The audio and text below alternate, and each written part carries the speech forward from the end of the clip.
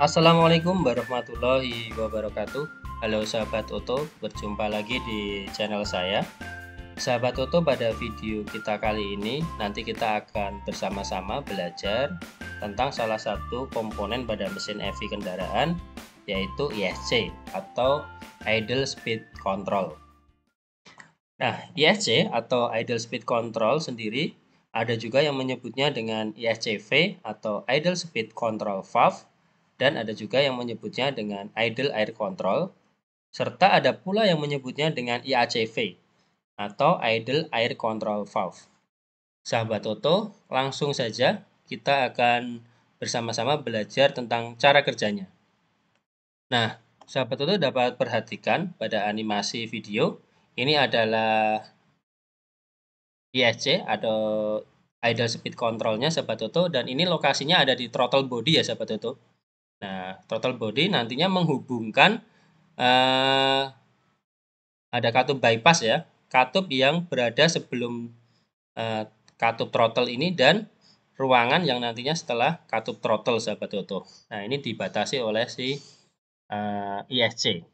Nah, sebenarnya cara kerja dari ISC sendiri ini dimulai saat mesin dihidupkan sahabat Toto, dan nantinya sensor TPS atau throttle position sensor ini nanti akan mengirim tegangan ya. Sinyal tegangannya ini akan dikirim oleh si TPS. Nah, berapa nilai tegangannya? Ini nilai tegangannya adalah 0 sampai 5 volt.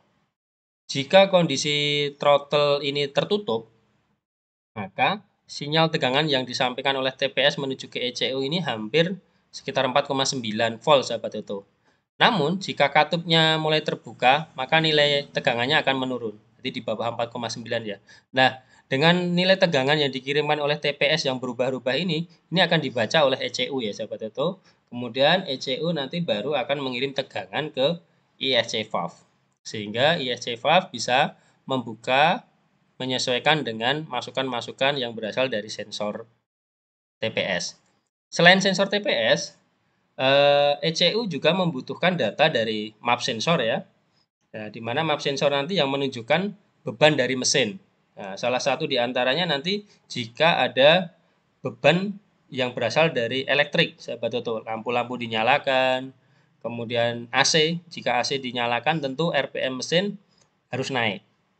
Nah, supaya RPM ini bisa naik, maka ISC valve ini nanti harus membuka.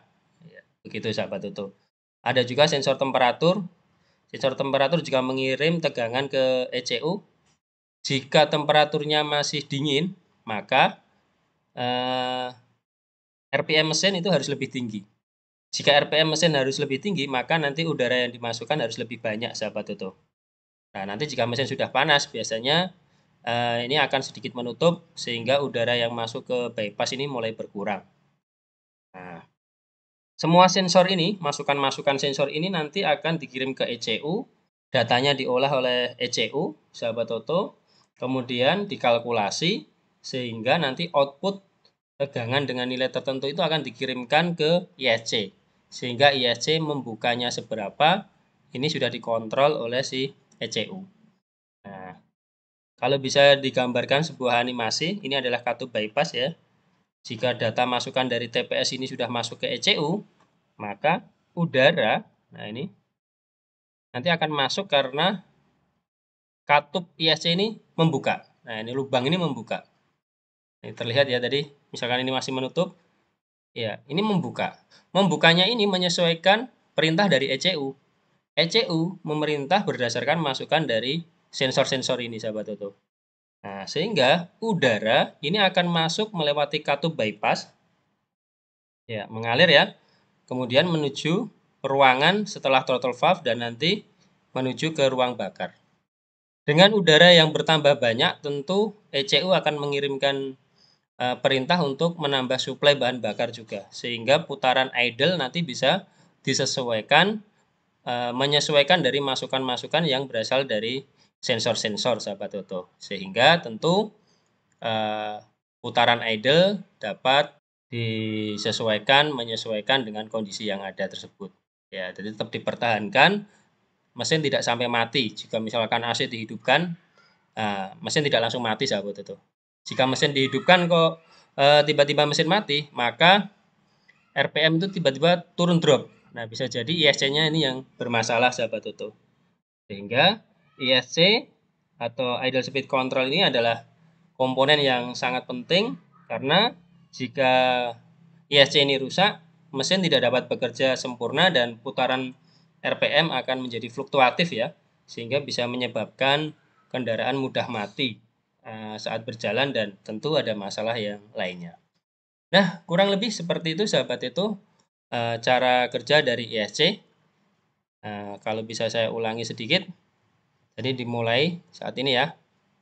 ISC masih tertutup. Kemudian ECU memerintah. Jika diperintah, maka ISC bisa membuka berdasarkan masukan dari sensor. Ya, ini membuka, udara masuk dari katup bypass, ya, kemudian menuju ke ruang bakar. Dan jika nantinya sudah dirasa harus menutup, mesin sudah kecepatan tinggi misalkan, maka ISC ini harus menutup. Demikian cara kerja dari ISC. Semoga video ini bermanfaat. Terima kasih. Wassalamualaikum warahmatullahi wabarakatuh.